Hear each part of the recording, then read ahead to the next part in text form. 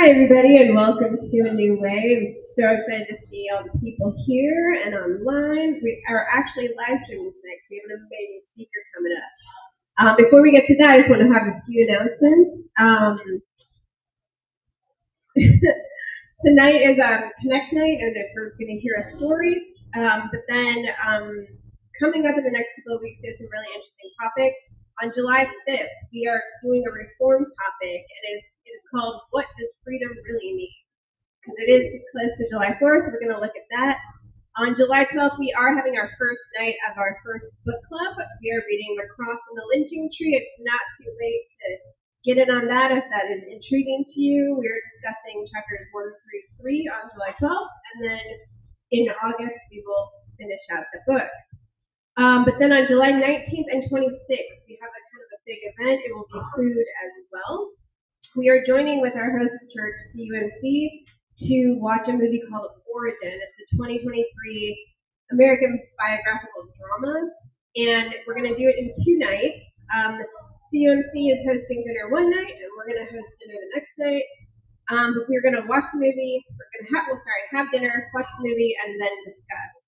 So it should be really awesome. And then getting back to August, we have another reform topic about the BIPOC mental health awareness. So look forward to that. If you didn't notice it on your way in, there are communion elements back there if you so choose. And then if you have any prayer requests, Jason over here, where Jason is our resident prayer person, and he's going to take us into prayer in just a second. And also, we cannot do this without donations. If you do feel compelled, there are envelopes and things in the back, but it is not required. And we do have on our website, for those of you being remote, there's a way to donate that way. All right, so I'm going to turn it over to Jason, who is going to do some prayer. Dear Lord, thank you so much for this opportunity to be here tonight and talk and discuss this wonderful topic and give us an opportunity to be together in this very safe space for everybody. We ask that you watch over us this evening and in our daily lives as we need to see things the way you see them, to hear pain and see pain and react to it the way that you would react. Lord, help us to be more like you each and every day. I ask all this things in your name. All right, so now I have the privilege of introducing our speaker for the evening, and I had another privilege of actually being on stage with her at the That's What She Said Naperville that happened in April. I was so compelled with her story and felt it would be great for this community that I invited her to come and do it here too. And I know she's adding some new things, so I'm very excited to see what's new. So right now, I'd love to introduce you to Kim Well.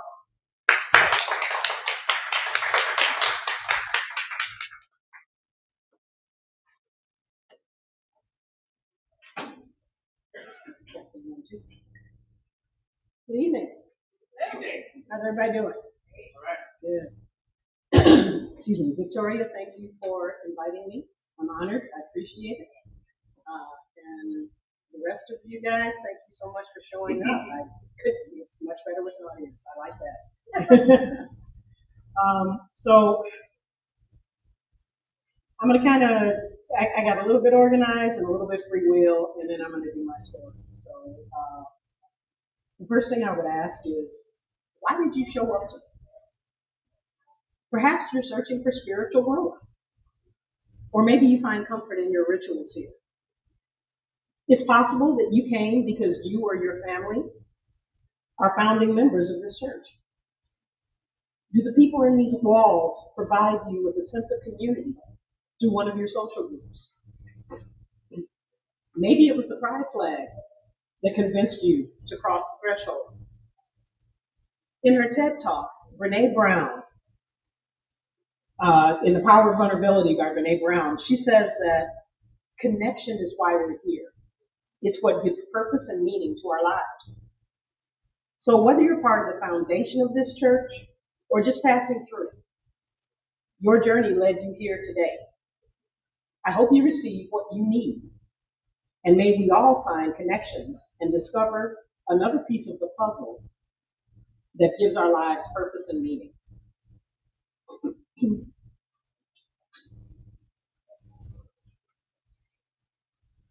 I learned that you all have discussion after the service. Excuse me. So I kind of wanted to give you a couple of questions to think about for the discussion. We live in a world where truth is variable. It's not what it used to be. Between social media and AI, we don't really know what's true unless it's within us. We can't really depend on what our eyes see anymore and what our ears hear. So, in the middle of finding truth and finding meaning, we try to fit in. But here's one of the questions. What are the consequences if you don't fit in? Social media is usually a highlight reel of everybody's life. Sometimes it's a highlight reel of an amazing life, and sometimes it's a highlight reel of all their sicknesses and woes and all the horrible things that happen to them. They choose. But sometimes the lives that we see on Facebook aren't true. They're fictional. Because people want to be at this elevated level. They want to have the cars and the furs and the jewelry.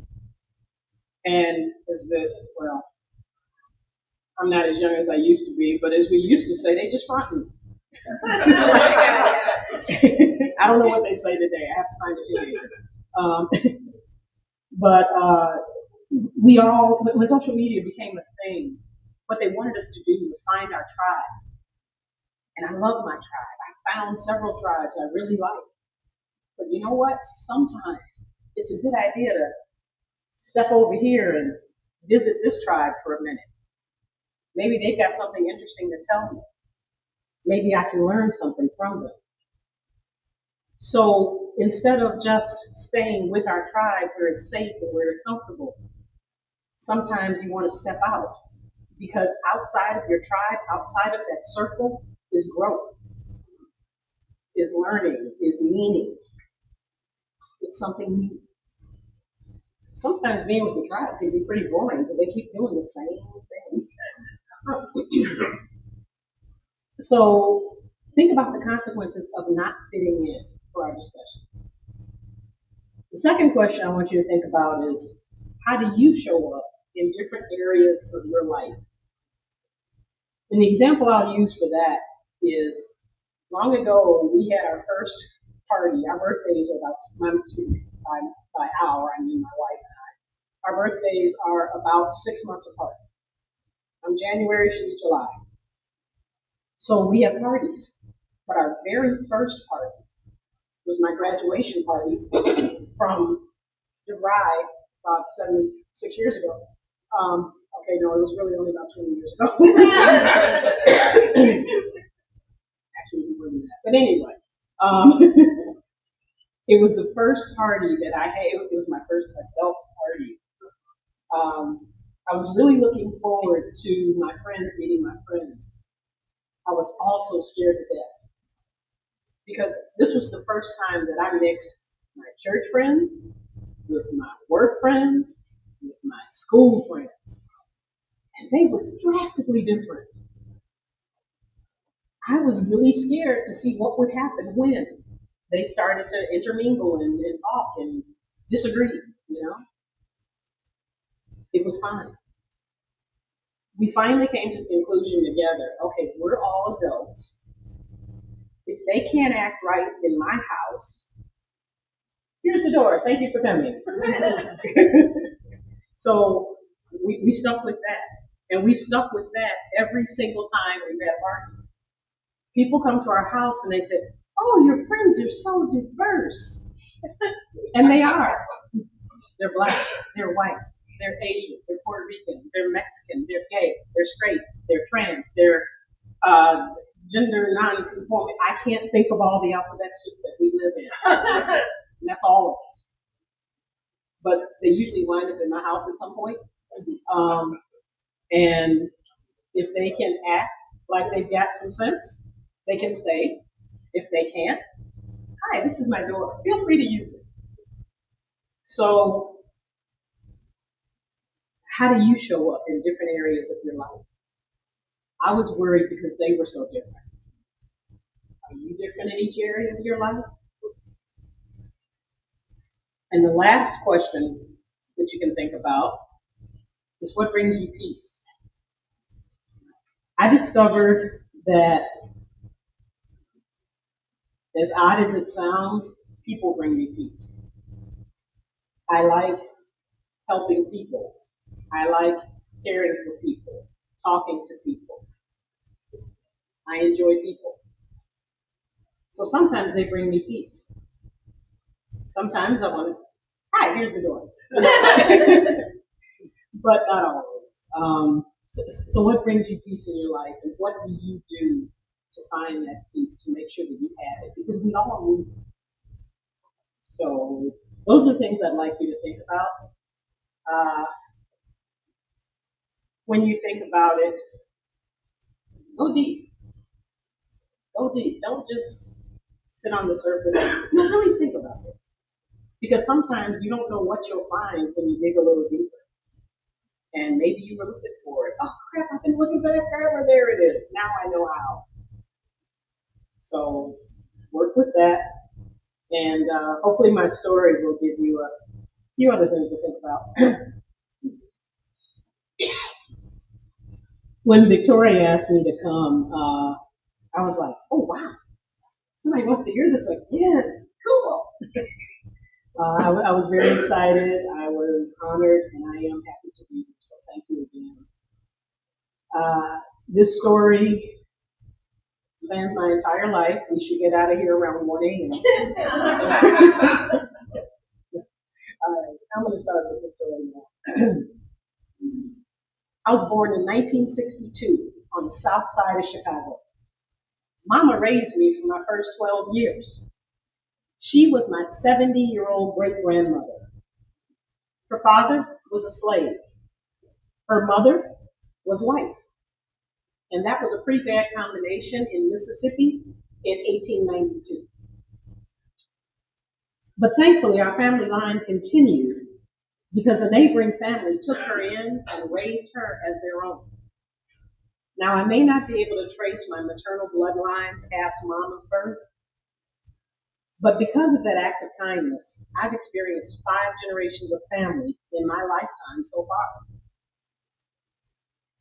As you can imagine, being raised by someone 70 years old with 70-year-old values, beliefs, and fears made my childhood different. Not bad, just different. But I didn't really know I was different until I went to grammar school. I didn't quite fit in. I never looked like the other kids. Most of them had curly, kinky hair. At the time, my hair was long and straight. But because of my hair, I heard what they meant as a slur. You think you're special just because you got Indian in your family. I didn't understand why this was bad. It's true. On my great-grandfather's side, there's Indian in my family. So, my long, straight-haired, Indian-looking self glanced towards the edge. Then there was Mother Dear, my grandmother. She had a huge impact on my life. She showed me what independence looked like.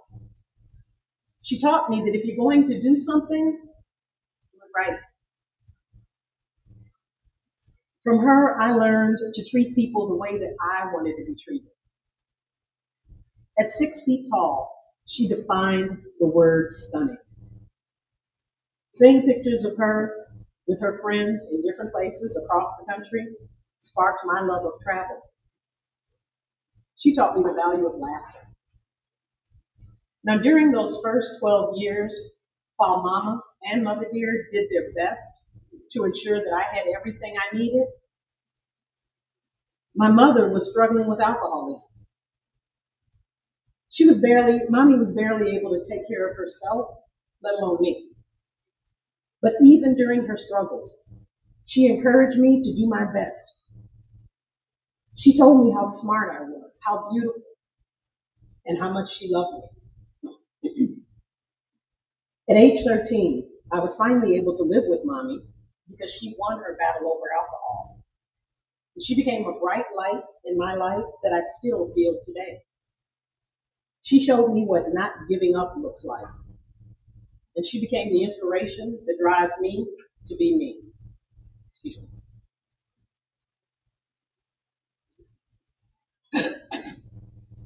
For mama, mother dear, and mommy, me doing well in school was the only option. They encouraged me and taught me to think for myself. They made sure that I knew my lessons, sometimes before they were taught in school. They did their best to ensure that I spoke English correctly. You'd think this was a good thing. Yeah, not good. But I didn't sound like the other kids. So they teased me and they told me, you talk like a white girl. For them, that meant that I did not conjugate the verb to be in the following manner. I be, he be, she be, you be, we be, and they be. What are you going to do? So, my proper English speaking, long, straight haired, Indian looking self cautiously walked towards the edge. Shockingly, what much of those three amazing women taught me became ammunition for others to try and use against me. Eventually, the edge began to look kind of welcoming. Maybe I belonged there. To get around that, I developed a thick skin, and I decided that I would just do what made me happy, or at least what I thought was cool. So, I wore a brown suede vest with fringes, tied a leather strap around my head, and nicknamed myself Cherokee. I had Indian in my family. What else would I do? I learned about Cherokees on TV. Now, because mommy and dad were in the Army, I carried my school books in an actual Army backpack that came from an actual Army surplus store. I had the nerve, the gall, and the audacity to wear a hot pink, crushed velvet, elephant bell, three-piece suit with a paisley shirt. It was the 70s, and I will not apologize. I was cool. I wasn't really cool. But I was me. I was my hot pink crushed velvet wearing, proper English speaking, long straight haired Indian looking self, willingly sitting on the edge of fitting in. Now in high school, with a few exceptions, my teachers were my friends. Students teased me for strange things, like why my nostrils were so small, or my ears so flat. Teenagers. I was that girl who couldn't style her own hair. So I wore two braids or two Afro puffs every day. It took me 2 years to convince mommy to cut my hair. And I didn't date much. I had one boyfriend the entire time I was in high school. We broke up shortly after graduation. We were close, but there was almost nothing physical between us. Instead of fooling around, we were at the show watching Grease. Again. I think the total was 23 times. It's kind of rough. I've never done that. I frequently wondered what was wrong with me. And then one day I thought, what if there's nothing wrong with me? What if I was just hanging out on the edge, being me? At age 17, I accepted that there really wasn't anything wrong with me. I also discovered the real reason we didn't experience the usual physicality that comes with being teenagers. Shortly after graduation, he went off to date a guy. Me? I dated his sister for 2 years. Now, not knowing any other lesbians, I once again found myself on the edge. My girlfriend introduced me to her friends, but they were too ghetto for me, and we didn't really connect. The Southside gay bars I knew of back then were mostly for guys. Once, during a conversation about relationships, I had a coworker tell me that there weren't any Black or Hispanic gays and lesbians. Someone should tell them. I tried explaining to her that we come in all colors, shapes, and sizes. But ultimately, I realized that I had to let her live in her own reality. Eventually, I found other lesbians I could, I could connect with. They were hanging out at a North Side women's bar called the Swan Club. Now, being one of very few Black patrons, once again, I found myself on the edge. But I was thrilled to find common ground and people I could relate to. I still didn't date much. Between the ages of 17 and 21, my total number of girlfriends was 4. But then I met this woman. To quote one of my favorite movies, Desert Hearts. Oh, yeah. Yeah. She just reached in and put a string of lights around my heart. Her 4-year-old daughter quickly eliminated any cool points I had previously earned by dubbing me her Kimmy.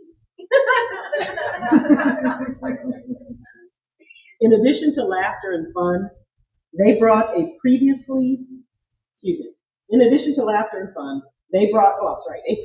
lacking sense of responsibility and stability to my life. This amazing woman challenged me. She encouraged me, understood, and loved me.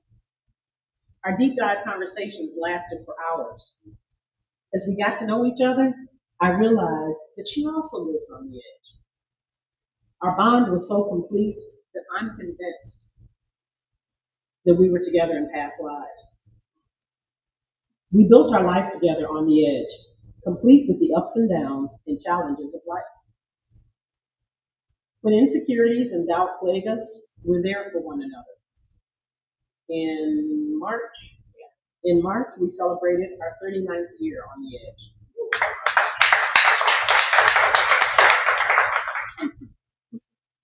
When I look back, I realize that a lot of life has happened.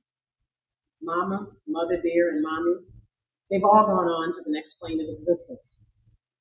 Their voices, the lessons they taught me, and a generational warped sense of humor live on in me. Today, 62 years of living on the edge has allowed me time to observe, take notes, and learn.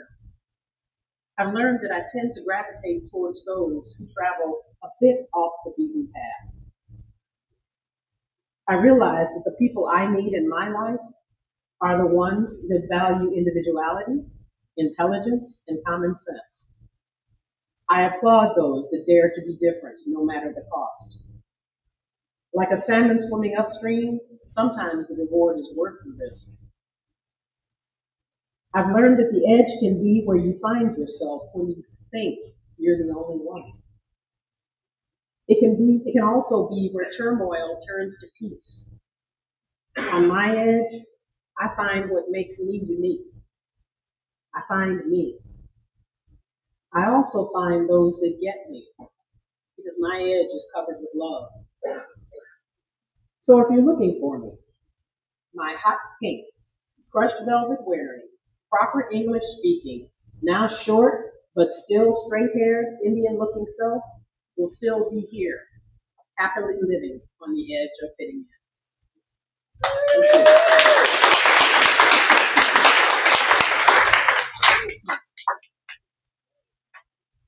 Thank you. Thank you, Kim, so much. That was just as awesome and even better than the stuff you added in the beginning. I love that story, and I've heard it probably 6 or 7, maybe even 8 times now, and I enjoy it every single time. So thank you for sharing. We are going to we're going to end this video. We're going to take a short break, and if you want more food, get more food, get some dessert, and then we're going to kind of circle the wagons, table/wagons, and then we'll do some discussion. And she gave us some thoughts to think about, so we'll bring those to it. All right, thanks, guys.